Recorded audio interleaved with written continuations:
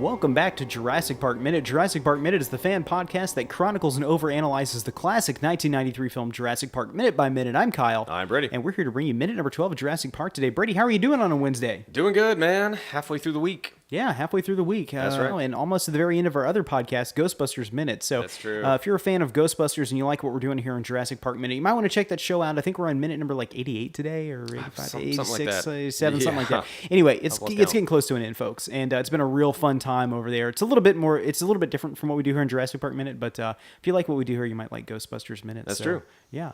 Well, hey, you ready to get into minute number 12? Yeah, let's do it. In the previous minute, we saw John Hammond attempting to woo Ellie Sattler and Alan Grant into checking out his island wildlife reserve. Hammond has told Grant and Ellie that his attractions will drive kids out of their mind. At minute number 12, after asking, "What are those?" Ellie responds to Grant that kids are like smaller versions of adults. Hammond goes on to say that the attractions will wow not just kids, but everyone. As he pours a glass of champagne, he tells Ellie and Grant that they are scheduled to open next year if the lawyers don't kill him first. At 12:11, Hammond tells Ellie and Grant that he doesn't care for lawyers and asks them if they do. They respond by saying they don't know any. At 12 minutes 16 seconds, Hammond tells Ellie and Grant that there is one particular lawyer who represents his investors that is a pebble in his shoe and insisting on outside opinions of his park. At 12:23, Ellie asks Hammond what kind of opinions he's looking for. Hammond responds that he is seeking their kind of opinion, not to put too fine a point on it. Hammond tells Ellie and Grant that they are the top minds in their fields. As he pours a glass of champagne, Hammond tells Ellie and Grant that if he could just persuade them to sign off on the park and give it a testimonial, then he could get back on track. At 12:44, Ellie asks why they would care about her and Grant's opinions. Grant asks what kind of park this is. At 12:49, Hammond raises 2 glasses of champagne and tells them, "It's right up your alley." Hammond then invites them to come down for the weekend, and he would love to have the opinion of a paleobotanist as well. And thus ends minute number 12 of Jurassic Park. All right.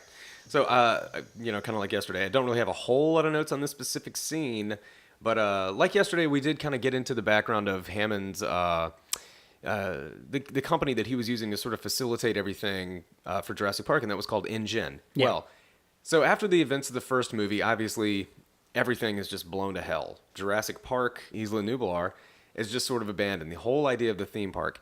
And the beginning of The Lost World, Jurassic Park, the sequel, they sort of address on like the aftermath of all of that. And it's actually kind of interesting.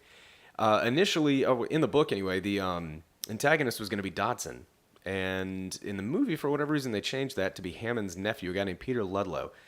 And his goal is to go to the Site B location and get all of the dinosaurs that were on there and bring them back to a new Jurassic Park project that they were going to be doing in San Diego, which was going to be an amphitheater. And this is all according to the movie, which is The Lost World, which is in canon with the first one. So they go to the sort of abandoned amphitheater facility in San Diego, and that's what they're just going to sort of finish building and put the dinosaurs in there and have a sort of like Walking with Dinosaurs type show going on.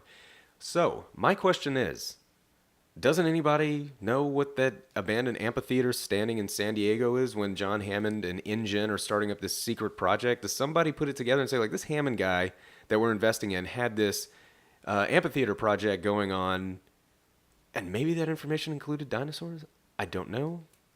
You know, that's a curious question because a lot of times big corporations hire contractors to come in and do stuff and they don't really fully tell them what they're working on. They just have design specs and they're going by. Do you remember, gosh, this might have been close to 10 years ago, that Google was building this giant barge out in the middle of San Francisco's ports? No. They had this huge barge that nobody knew what was going on with it. And they were working on, they knew it belonged to Google, and they knew that Google had bought the space in San Francisco. And they had workers out there building all sorts of stuff on it. And I don't think anybody ever found out what it was before the whole project just ended. Really? Yeah, and it could have been some sort of like weird radio tower. They could have been making some sort of like bioengineering, not bioengineering. What's the word? Terraforming, like the ship or something. I don't know. Sounds kind of scary because why would you need to do it in that remote? Well, I mean, I think they're located around. I mean, that's the tech center is in San Francisco, so it's probably close to their headquarters and stuff, or a place where they would easily be able to hire tech people to come out and take a look at it. So, but with this thing in San Diego, it's not terribly hard to get contractors to come in and work on something and them not completely. All they know is they're there to install the toilets. And the other team is there to install this other thing. That's right.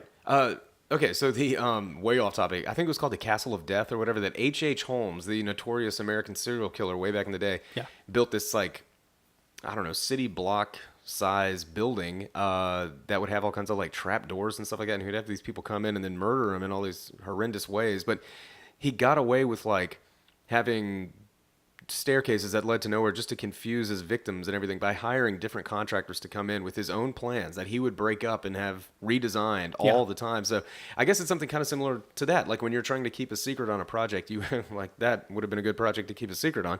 You have to bring in different builders and things like that. And I guess it's easy to just say like, okay, you start here and you're going to finish here, and that's that. Right. So that might have been the same case here. So I don't know, man. It's just a little interesting, like, side note in Jurassic Park. I guess lore is the right word. And you can find all kinds of information about it, including a bunch of conceptual art at the Jurassic Park wiki page. So what's the URL for that? That is jurassicpark.wikia.com. Awesome. Yeah. And I have one note that I noticed while I was watching this, that the amount of dirt on Alan Grant's forehead changes dramatically from shot to shot. Yeah. So we've gone over a few times, and I think we'll probably mention this just about every episode, that Steven Spielberg was not hot on retakes for this movie because he had the self-imposed deadline of trying to get this movie out as fast as possible and letting a few things slide just to make a better working environment. So, but yeah, Alan Grant's forehead is dusty and then less dusty and then more dusty. So it's kind of funny. So, you got anything else for minute number 12 here? No, just all that. All right, awesome. All right, folks, well, thank you so much for joining us here for minute number 12 in Jurassic Park. We'll be back tomorrow with minute number 13 on a Thursday. I'm Kyle. I'm Brady. And we're here to tell you, until next time, hold on to your butts.